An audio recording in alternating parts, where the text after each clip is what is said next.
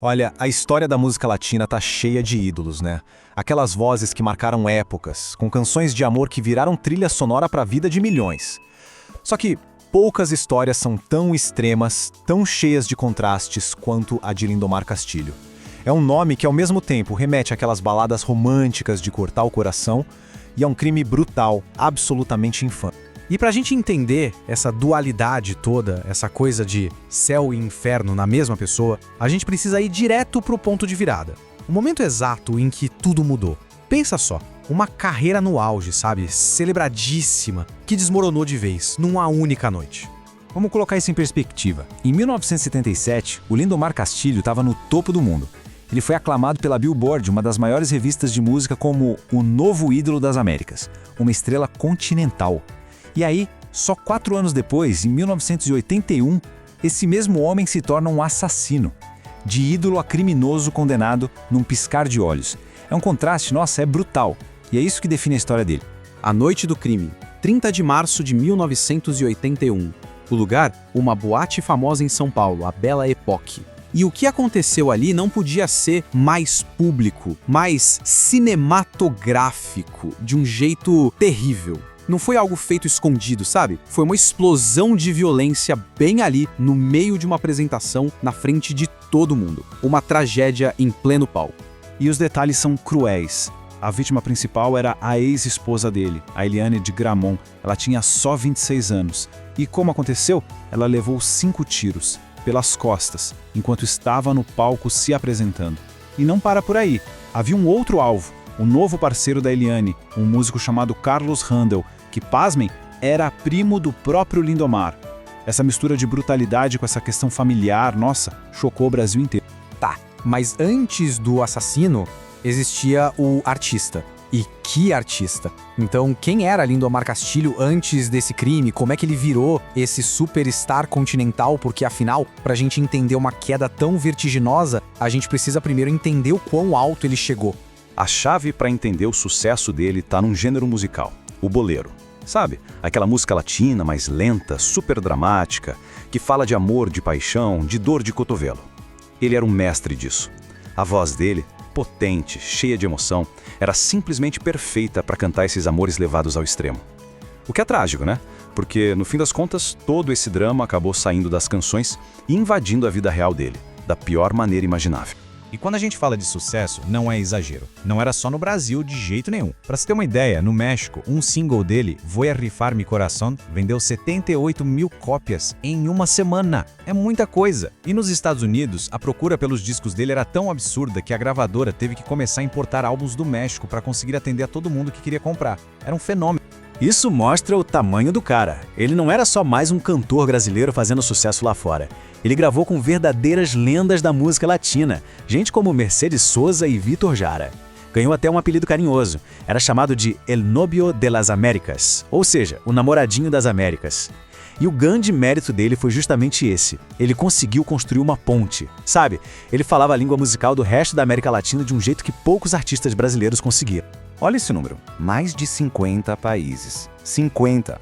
Pensa bem, para um artista brasileiro naquela época, nos anos 70, ter um alcance global desses era algo, nossa, quase sem precedentes. A música dele realmente não tinha fronteiras, muito antes de tudo desmoronar. Bom, agora a gente volta pro momento depois do assassinato. E as consequências foram gigantescas. A reação, tanto da justiça quanto da sociedade, foi tudo menos silenciosa. Aquele crime se tornou o estopim para um debate muito, mas muito maior no Brasil. Na justiça, as coisas seguiram um rumo bem claro. Ele foi preso em flagrante, ali mesmo, na hora do crime. 3 anos depois, em 1984, veio a condenação por homicídio e tentativa de homicídio. A sentença foi de 12 anos de prisão. Ele cumpriu a pena e, em 1996, foi solto. Mas sabe como é? A sentença da opinião pública, essa foi muito mais longa. E pra gente ter uma ideia do tamanho da revolta popular, poucos meses depois do crime, ele tentou voltar a fazer shows. Foi recebido com protestos. E essa frase aí, que era distribuída em panfletos por grupos feministas, é de arrepiar. Lindomar Castilho vai cantar, mas Eliane de Gramont não vai, porque ela tá morta. Era um soco no estômago. Um lembrete brutal do que ele tinha feito. Nem preciso dizer que o show foi cancelado. E o mais impressionante é que o impacto foi muito além dos protestos. Aquele caso gerou mudanças institucionais de verdade. A morte da Eliane de Gramont se tornou um marco, um ponto de virada na luta feminista no Brasil. Foi um dos catalisadores para a criação da primeira Delegacia de Defesa da Mulher, em 1985. E mais, em São Paulo criaram a Casa Eliane de Gramont, um centro para ajudar vítimas de violência doméstica. O nome dela virou sinônimo dessa luta. E aqui a gente chega no grande dilema da história do Lindomar Castilho, né? O conflito entre o artista e o homem. Como é que a gente concilia a arte, que emocionou milhões, com o ato que chocou uma nação inteira? É como se fossem duas pessoas diferentes. De um lado, você tem o artista, o rei do bolero, o músico super influente, o ícone romântico de Vou Rifar Meu Coração. E do outro lado, tem o homem, um assassino condenado, um símbolo do feminicídio no Brasil, o cara que atirou na ex-esposa pelas costas. E o ponto é, essas duas faces são inseparáveis, elas coexistem na história dele. E para essa história ficar ainda mais paradoxal, décadas depois do crime, já nos anos 2000, uma música dele, Você é Doida Demais, virou o tema de abertura de Os Normais. Sim, aquele seriado de comédia super famoso da TV Globo. Isso gerou um renascimento inesperado da carreira dele. De repente, uma nova geração inteira estava cantando Lindomar Castilho, muito sem ter a menor ideia da história sombria que existia por trás daquela voz. Depois dessa redescoberta pela TV, ele poderia ter tentado voltar, né? Mas não. Ele escolheu o caminho oposto. Seus últimos anos foram de silêncio absoluto. Só que, e aqui vem mais uma surpresa, a música dele continuou ecoando por aí.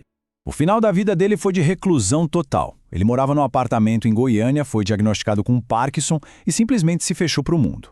Recusou todas as entrevistas, todos os convites para shows. Morreu aos 85 anos, longe de qualquer palco. O homem que já foi o namoradinho das Américas escolheu desaparecer. Só que, mesmo com o silêncio dele, a voz, a gravada, continuou. A história não acaba quando ele se cala. A música que ele criou seguiu um caminho próprio, com uma vida totalmente independente do criador.